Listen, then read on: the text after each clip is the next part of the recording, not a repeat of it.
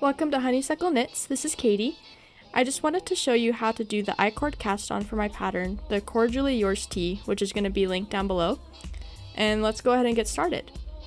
We're going to be using the I-cord cast on using this contrasting color. I'm doing like a light green with a dark green here. And this is going to help create a really nice clean edge.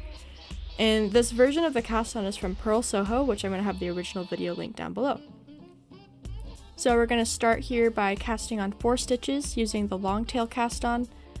And for I-cord, you're going to see a difference for how we knit. Instead of turning your work, we're going to be slipping those stitches back onto the left needle.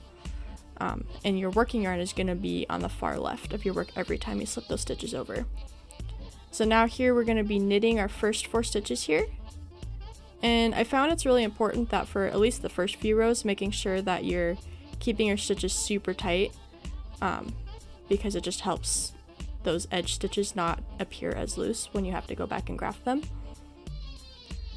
Alright, got our 4 stitches knit here, and now I'm going to do what we said earlier, where we're going to slip those 4 stitches back onto our left needle again. And you just want to make sure that you don't twist the needles. Or twist the stitches, not the needles. Alright, so we have our working yarn in the back, like I was saying. And what we're going to have to do is we're going to have to put this yarn in the front. So bring it forward and then into the front, because we're going to purl our first stitch here. Alright, after I battle the yarn here for a minute. Alright, so we're going to get this first purl. And again, wanting to keep those stitches nice and tight.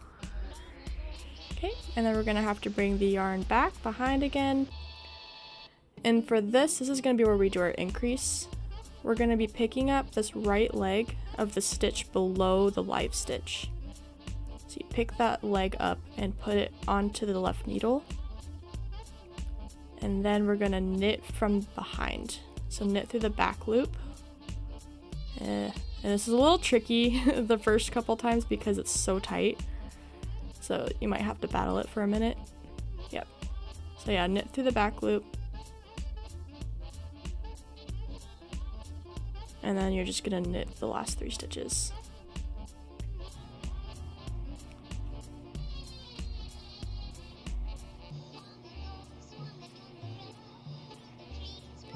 Alright, so now we've got 5 stitches on our needle. We made our first increase. Perfect. And then we're going to slip those 4 stitches back onto our left needle, and we're just going to do it again.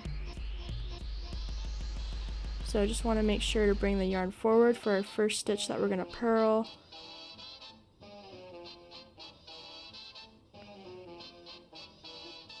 And then bring the yarn back again, where we're going to do our next increase. So you want to look for the stitch that's right below your live stitch, right there, and we're going to pick up that right leg. And then you want to put it onto your left needle. And then we're going to knit through the back loop to make one more increase. And then knit 3 stitches. So you're just gonna keep doing this until you reach your cast on number. I usually cast on an extra one because I like to use the invisible join method for joining everything into the round. So something important to note here too is I-cord can't be cast on in the round. So when we're ready to start our setup round, it's important that we have to join in the round, and just know that there will be a gap in your I-cord until we're finished. And then later on, we'll go and graft those 2 pieces together so it makes it look seamless.